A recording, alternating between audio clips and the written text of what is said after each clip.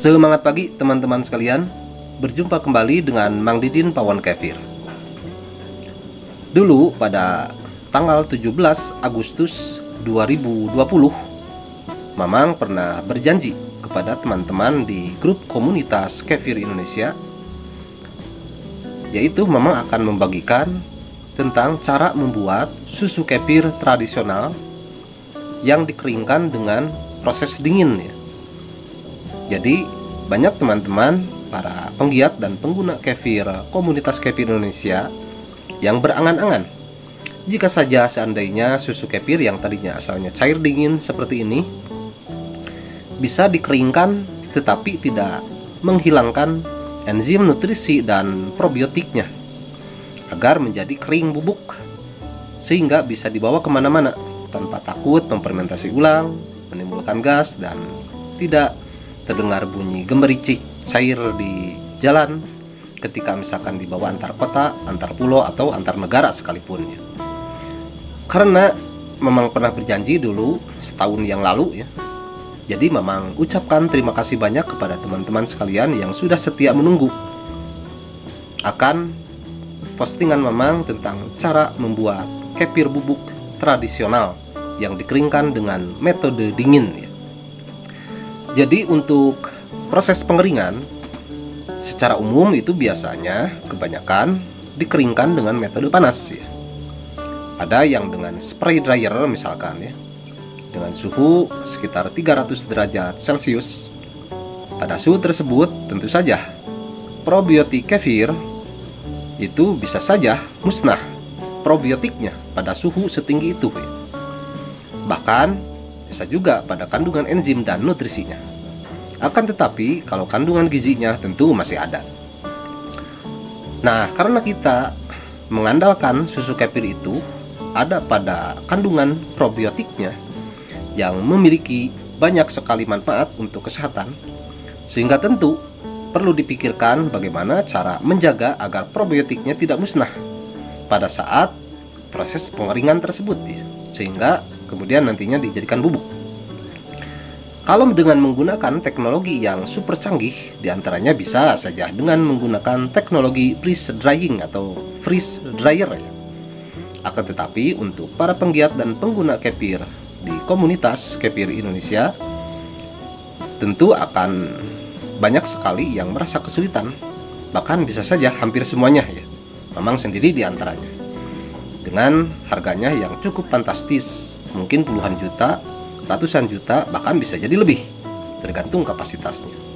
Nah, karena kita menggunakan susu kefir ini adalah untuk minuman kesehatan keluarga yang dijadikan sebagai minuman tradisional untuk kesehatan keluarga, sehingga perlu memang pikirkan cara yang mudah, murah, tetapi memiliki keunggulan. Susu kefir bubuknya itu tetap terjaga enzim, nutrisi, dan probiotiknya. Nah, pada kesempatan kali ini silakan teman-teman sekalian, mari kita menyimak bersama hasil inovasi Mamang cara membuat susu kefir bubuk tradisional yang dikeringkan dengan metode dingin.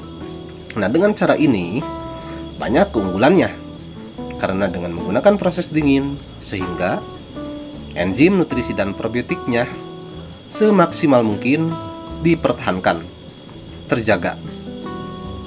Dan dengan proses dingin ini pula tidak ada penambahan apapun ke dalamnya, sehingga masih murni tradisional, masih murni, tidak ada penambahan apapun, baik itu emulsifier, kemudian juga tidak ada pengisi, tidak ada penstabil, pengawet, pewarna, dan zat lainnya, tidak ada yang ditambahkan ke dalamnya, sehingga masih murni 100% tanpa penambahan apapun.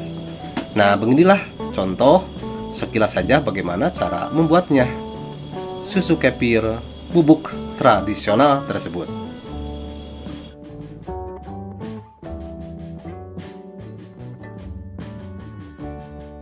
Pertama, teman-teman harus menyiapkan nampan ya, atau baki seperti ini.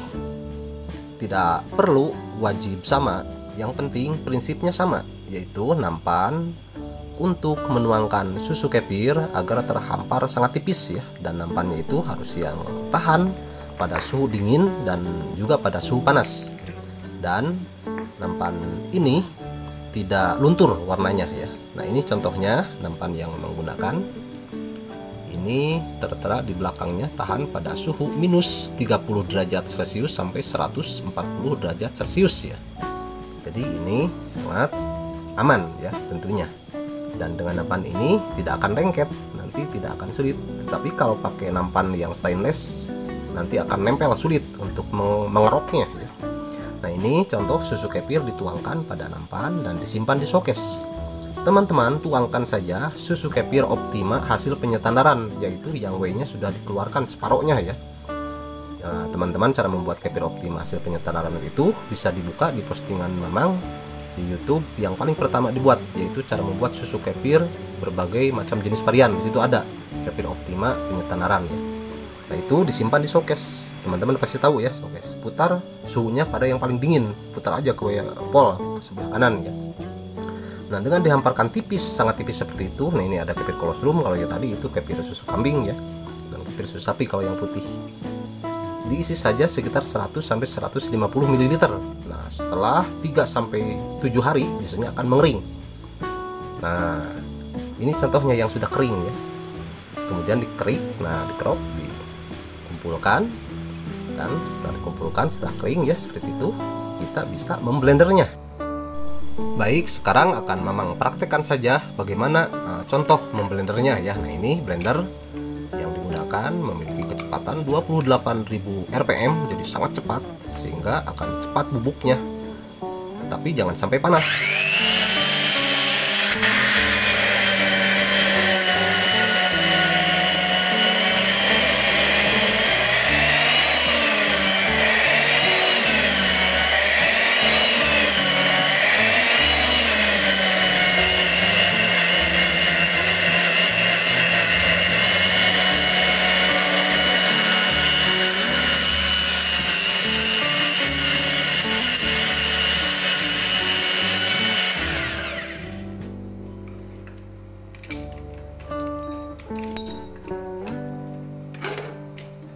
Nah, kita bisa lihat ternyata sangat sebentar kan untuk memblendernya ya.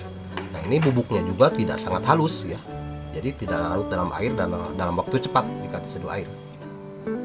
Nah, secara singkat seperti itulah teman-teman sekalian, bagaimana sebetulnya cara membuat kefir bubuk tradisional yang dijaga kemurniannya, tidak ada tambahan apapun ke dalamnya ya. Baik pengisi, emulsi, pengawet, pewarna maupun lainnya ke dalamnya. Jadi masih murni 100% susu kefir tradisional. Jadi yang tadinya asalnya cair seperti ini ya, ini kan tidak tahan lama di ruang, paling hanya 3 hari. Tahan yang paling aman di ruang itu. Yang paling maksimalnya sekali paling di 5 hari ya. Karena dikhawatirkan jika susu kefir yang segar, cair, dalam kondisi cair suhu ruang, itu bisa memfermentasi ulang terus, dan dalam proses fermentasi itu pasti akan timbul gas. Kalau sudah sedemikian banyak, botolnya bisa saja mengembung, ketika dibuka bisa menyembur kan. Nah, dengan diproses menjadi bubuk seperti ini, dengan proses dingin seperti itu, maka akan menjadi lebih praktis. Kita tidak khawatir terlewatkan untuk minum kefir, karena kita bisa membawanya kemana-mana. Dalam kondisi sangat kering seperti ini ya, bubuk kering seperti ini sudah dibuktikan oleh Mamang dan banyak teman-teman yang lain, itu bisa tahan hingga setahun di ruang, bahkan mungkin lebih ya. Ciri expire-nya sangat mudah, kita tentukan saja secara organoleptik, makanya digunakan toples yang transparan ya. Jadi jika sudah timbul nanti ada berjamur, berarti itu sudah expire, kadaluarsa. Jadi walaupun belum setahun, kalau sudah berjamur maka tidak boleh mengkonsumsinya ya. Nah, kalau sudah berjamur biasanya rasanya juga menjadi pahit, bukan lagi asam. Susu kefir tradisional bubuk ini karena masih murni ini, sehingga bisa kita pergunakan juga sebagai starter ya. Jadi bisa dikulturkan untuk memfermentasi susu kefir, bisa juga untuk diminum langsung atau dimakan juga bisa, atau bahkan kalau emak-emak biasanya bisa juga misalkan diseduh dengan air, dioles-oles gitu ya, dipakai maskeran juga bisa itu ya. Dan istimewanya kalau yang sudah kering bubuk seperti ini, ketika diseduh air otomatis kan asamnya menjadi menurun, sehingga pH-nya menjadi bisa lebih ramah ya, kalau misalkan dikenakan di kulit. Nah, begitulah teman-teman bagaimana cara membuat susu kefir bubuk tradisional dengan proses dingin itu. Semoga saja bisa bermanfaat teman-teman. Dan yang paling penting, teman-teman harus menggunakan susu kefirnya itu yang mau dikeringkan. Jangan menggunakan kefir krim, karena nanti akan berminyak. Jangan juga kefir prima, tetapi gunakanlah kefir optima hasil penyetandaran kadar whey, yaitu yang whey-nya sudah dikeluarkan separuhnya. Bagaimana cara membuat kefir optima yang dikeluarkan whey-nya separuhnya? Silakan teman-teman buka saja di playlist cara membuat susu kefir, ada di YouTube paling pertama yang memang share, yaitu yang berjudul cara membuat susu kefir berbagai macam jenis varian. Nah, di situ memang terangkan semua jenis varian, diantaranya kefir optima yang distandarkan kadar whey-nya yang dikeluarkan separuhnya. Nah, dengan kefir optima yang sudah melalui penyetandaran kadar whey itu akan menjadi sangat pas sekali bahan bakunya untuk dikeringkan dengan metode itu ya. Jadi teman-teman tidak usah keluar uang untuk membeli mesin yang ratusan juta. Cukup gunakan showcase yang ada di rumah, atau kulkas juga bisa ya. Kulkas yang bagian bawahnya yang pendingin, bukan pembeku ya. Tetapi tidak boleh ada benda lain di dalamnya. Tidak boleh misalkan menyimpan daging atau lain-lainnya, harus dikosongkan khusus untuk mengeringkan ini saja, karena nanti bisa mengkontaminasi baunya, aromanya, dan juga dikhawatirkan ada mikroba lain yang berpatogen yang bisa mengkontaminasi susu kefir ketika dikeringkan. Seperti yang tadi memang sampaikan, nampannya juga harus yang plastik food grade ya. Karena kalau yang stainless itu akan menempel, lengket, sulit nanti akan menyatu dengan stainless ya, tidak bisa dikeluarkan. Jadi yang bagusnya itu yang nampan plastik ya. Gunakan showcase, kemudian atur temperatur suhunya sampai yang paling dingin itu biasanya ada di kisaran 3 derajat Celcius sampai 0 derajat Celcius yang paling dingin di showcase itu ya. Kemudian hal lainnya juga yang harus menjadi perhatian yaitu masalah waktu.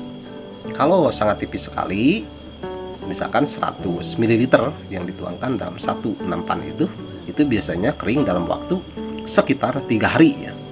Nah, kalau sekitar 150 ml yang diisikan agak tebal, itu biasanya di 1 minggu keringnya itu. Nah, nanti teman-teman kalau misalkan sudah dicoba, pasti akan bisa menentukan apakah sudah kering atau belumnya ya. Dan dalam video tadi pun sudah nampak bagaimana yang sudah nampak kering itu ya. Demikianlah teman-teman sekalian yang bisa memang sampaikan saat ini. Jika ada pertanyaan, silakan teman-teman bisa diisi di kolom komentar saja, dan mudah-mudahan ketika memang senggang bisa menjawabnya. Jika teman-teman berkenan, silakan bisa klik juga like dan subscribe. Jangan lupa tekan juga tanda lonceng supaya ketika nanti memang share kembali, teman-teman bisa mendapatkan pemberitahuan secara otomatis. Terima kasih, semoga bermanfaat. Wassalamualaikum warahmatullahi wabarakatuh.